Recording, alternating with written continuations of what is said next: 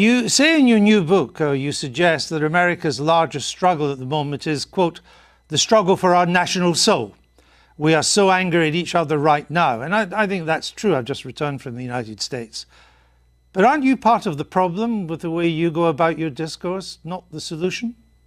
I think we can all do better in our discourse, but the fact that I've reached out to so many people across the aisle to have conversations with them is pretty evident. The fact that I was willing to walk from a publication that was paying me money over principle is pretty evident. The fact that I've called out President Trump, a member of a party of which I am a member, repeatedly when I think that he has done things that are immoral, I think is decent evidence that I'm looking at least for a civil conversation. Well, as you say in your book, you say that there's quite a key phrase, we are so angry at each other right now.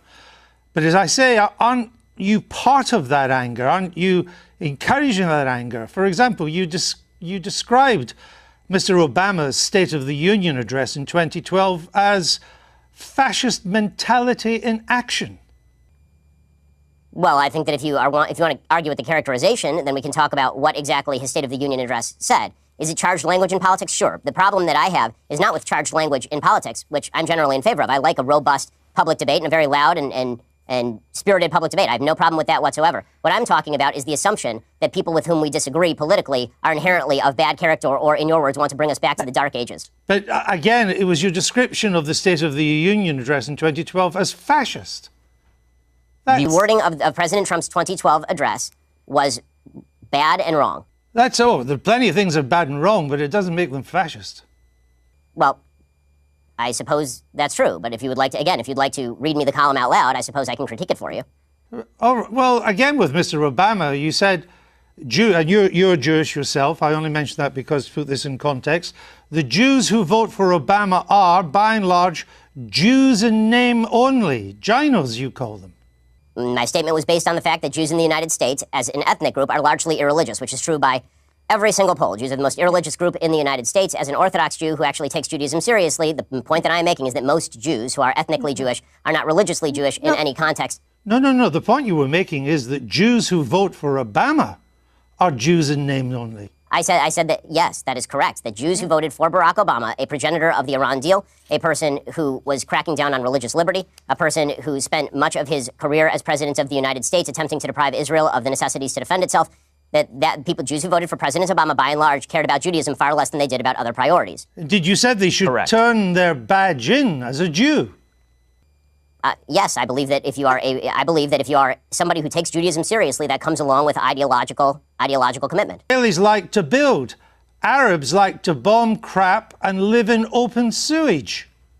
Well, as I say in an article entitled, "Here's a list of all the giant, bad, dumb things I've ever said," it is also important to mention that the next few tweets clarify that tweet is specifically referring to the Hamas leadership, which, by the way, a BBC I've seen is relatively reticent to condemn. No, actually, it wasn't. What you went on to do and say, you are correct about the slur on Arabs. It's not all Arabs that want to live in open sewage and blow things up.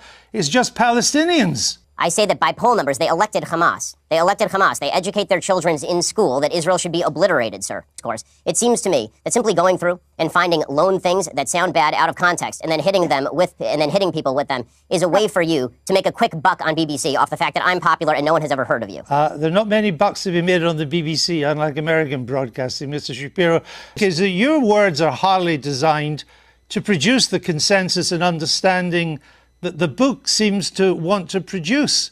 That's my point, that you write about, Judeo-Christian culture and so on, but so much of what you've said in the past would seem to turn its back on Judeo-Christian culture. You're lecturing me on Judeo-Christian culture after you call the pro-life position barbaric? I just asked you a question. And I asked you a question. You failed to answer a single one of mine. Frankly, I find this whole thing a waste of time. If you want to read the book and critique the book, why don't you read and critique the book? If you want to critique me, you can think whatever you want of me. Frankly, give a damn what you think of me since I've never heard of you. And I've never heard of you until I briefed myself for this. It'd be nice if you would quote it from time to time. Your book is, well, actually, I've done so several times, and I'm about to do so again, if you would let me just finish the question. What are the values it's turning its back on?